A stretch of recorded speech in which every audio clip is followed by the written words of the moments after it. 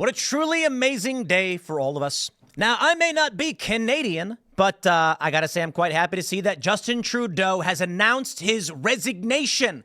Ladies and gentlemen, for our Canadian friends who have fled the cold north, you can go home now. No, I'm kidding. You're all right in my book. It is kind of funny how many Canadians come to the United States to engage in U.S. politics when you've got a country right there, but I do understand your country sucks. Don't get me wrong, poutine is fantastic. And the snow has its moments. It's blizzarding right now outside, and snowboarding is quite fun, as is skiing. So, the cold and wet north, you got your purposes. But Trudeau has been a disaster. He's been a failed political leader. We have seen a lot of, let's just throw it. Give one simple example. The truckers' protests in Canada. Apocalyptic. It was miserable how these people were treated. And this is the failed governance of Trudeau and the Liberals. And things may be changing. They're calling it a rightward shift happening in Canada.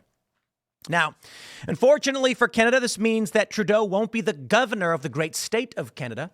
But Trump has been joking about either annexing Canada or buying Greenland. And while there is talk of, a relationship with Canada and trade, not a literal conversation about absorbing Canada. But Greenland is calling for independence. Interesting. And Denmark is pissed. But we'll get into that. We'll talk about what's going on with Trump when he moves in. Here's the big news right now from ABC. Justin Trudeau says he'll resign as prime minister. Before we get into that, my friends, make sure you head over to boonieshq.com and pick up a skateboard, such as the right to arm bears. Now, for those of you that live in Canada, you have substantially more bears than we do, I think. I could be wrong. And if you believe these bears should be wearing flannels, hats, a straw hat, and brandishing shotguns, this is a skateboard for you. We also got Step on Snack and Find Out stickers. We got the Richie Jackson Revolution skateboard, where we've convinced this Commonwealth man, that's right, he's from Australia, into dressing up, or as a painting of him, as an American Revolutionary soldier. So Richie wanted to make it very clear how he feels about the Commonwealth. Go to boonieshq.com. And if you agree that mustachioed Commonwealth citizens should reject the failures of the crown and join the American Revolution, you can go to boonieshq.com, pick up that skateboard.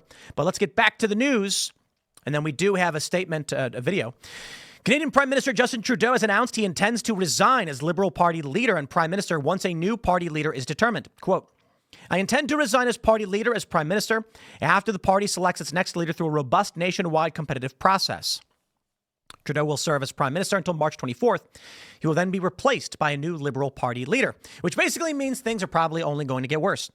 The Canadian Parliament was supposed to begin its new session of 2025 on January 27th, but Trudeau said Monday he asked the Governor-General to extend and not start a new session of Parliament until March 24th. Trudeau spoke in both English and French during his remarks and said he shared the news with his children the night prior. Well, we have the video for you here. Ladies and gentlemen, Trudeau resigning. I've also had a chance to reflect and have had long talks with my family about our future. Throughout the course of my career, any success I have personally achieved has been because of their support and with their encouragement. So last night over dinner, I told my kids about the decision that I'm sharing with you today. I intend to resign as party leader, as Prime Minister, after the party selects its next leader through a robust, nationwide, competitive process. Last night, I asked the President of the Liberal Party to begin that process. This country deserves a real choice in the next election, and it has become clear to me that if I'm having to fight internal battles, I cannot be the best option in that election. And there you have it, my friends, the end of an era. The son of Fidel Castro, I'm kidding, by the way, is out. Here we go, baby. January 6, 2025, Canada as a 51st state. Republicans would never win another general election. Yeah, we don't want you, Canada. You can stay where you're at, and we'll be happy with what we currently got. Quote, Parliament needs a reset, I think, needs to calm down a bit, and needs to get to work for Canadians, Trudeau said when answering reporters' questions. Removing me as the leader who will fight the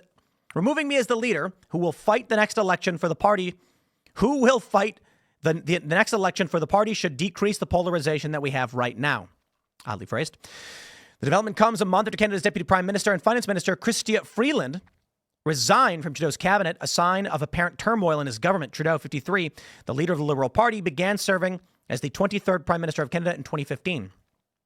In a letter to the Prime Minister announcing her resignation, Freeland cited her differences with Trudeau over how to deal with President-elect Trump's tariff threat. Donald Trump has done so much for us, and for Canada, too. As the story goes, I believe it was Ben Shapiro regaling the audience at TPUSA. Trump had a meeting with Justin Trudeau and said, "What's the one thing I could do that would destroy your economy?" And Trudeau responded with, "Well, I suppose you could put a tariff on automobiles."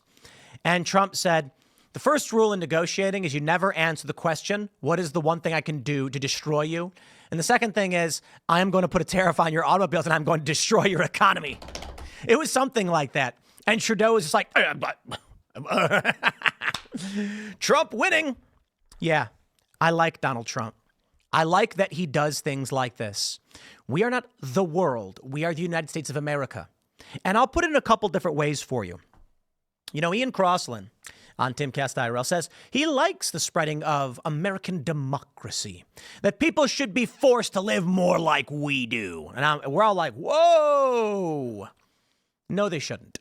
But I do agree we have the best way of life. We got a lot of problems in government. There's a lot of corruption because no system is perfect, as the saying always goes.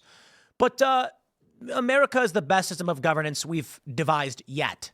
And I don't know that we can come up with something better. I think it's silly to assume we couldn't. I'm just saying for now, we got what we got. We got to clean things up. I would prefer it if other countries operated like the United States. I don't think we should be going around forcing them to do so. So I put it like this. For all the people that think that the world should behave like the U.S., nation building, how's that worked out for you over the last 30 years? You see, going about it by invading countries and trying to force them into our system didn't work out too well, did it? I suppose you can point to South Korea, still in conflict, but South Korea seems to be okay. How about everything else? Afghanistan, what a disaster. Iraq, yeah, not much. We've tried the nation building thing. We've also tried the let's open up China to trade. And what did we get? They actually ended up stripping us of our manufacturing base. I'll tell you what we need. You want the world to be more like America? You need a strong American government where Donald Trump is going to tell everybody we are the shining city on the hill. And if you want to be like us, that's your choice. But we are going to take care of our people. You see, when it comes to the H-1B debate, where they're talking about importing workers, I tell you this, if we keep investing in foreign workers instead of American workers, then the children of those foreign workers will be no better off. They too will be overlooked and they'll have to import again. The system will buckle and collapse. If this country truly is great, we have to invest in our citizens. I'm not saying no immigration. I'm for it. I like brain draining other countries. I want to see a Donald Trump go to these countries and say, I will destroy your economy unless you give me what I want. Make America better. I don't care at all about Canada. I don't. So let's just say this resignation, there it is. Trudeau apparently capitulated to Trump saying, please, please don't. And now he's going to resign. Our country today faces a grave challenge, Freeland wrote in a letter. The incoming administration in the United States is pursuing a policy of aggressive economic nationalism, including a threat of 25% tariffs. Cry more about it, you scumbags. We do not owe you anything. The American people do work. The American people deserve the fruits of their labor. Why should we cut you special deals? We need to take that threat extremely seriously, with actions that included the need for Canada to push back and resist costly political gimmicks and building a true Team Canada.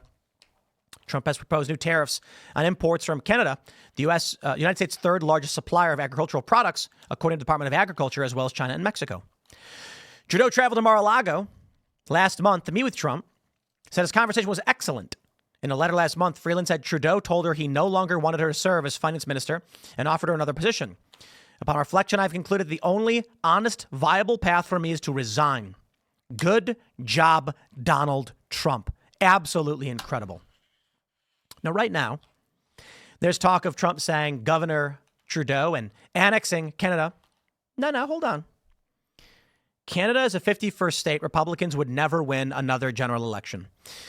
That's true. Because Canada's population is, I believe, comparable to California's, and it is deeply red, and it's going to give, 30 electoral votes, 30 seats in Congress. We do not want Canada. We don't want it. You can keep it. It is kind of amazing how a wintering people have become so soft. It is kind of funny, though. They say, blah, blah, blah, owning Canada. We get it. Democrats would benefit. Let's begin in the House of Representatives, because that's where we're integrating people. They're going to mention a congressional seat is 761,000 people. You get one. With its population of 41 million, Canada would get 54 seats, becoming a bigger state than California. Combine those 54 House seats with 2 senators, and you would have an electoral powerhouse north of the 49th parallel. Most Canadians would vote Democrat. Now, to be fair, it'd be interesting how this would change the House. The Senate would easily go Democrat. They say generally it would include support for liberals.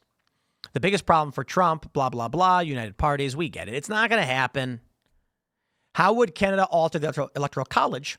54 electoral votes. They're going to go to Democrats. So, yeah. But what about Greenland? This is interesting. Danish king changes coat of arms amid row with Trump over Greenland. Design shows intent to keep control of Faroe Islands and Greenland, which Trump says he would like the U.S. to buy. So I don't know. What is this? We got these. This is the Danish coat of arms, I guess.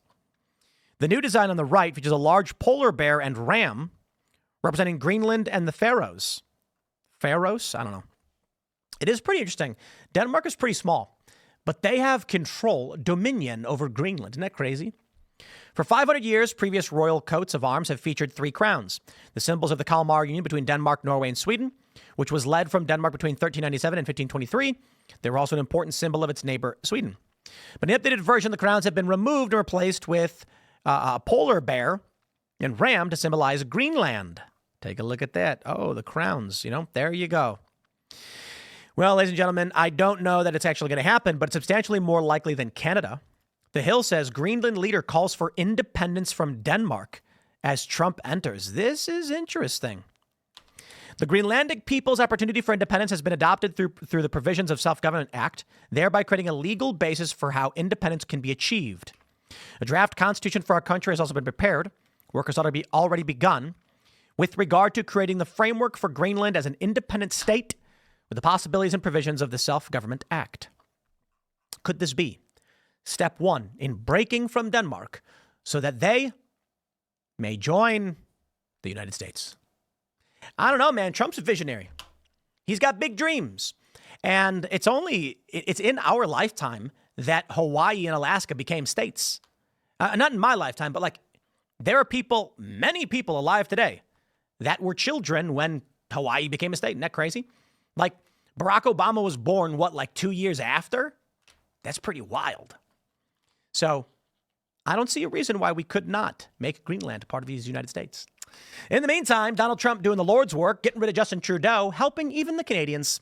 There you have it. We'll see how it goes. I'll wrap it up there. Smash the like button, share the show with everyone you know, become a member over at Timcast.com, and we will see you all in the next segment.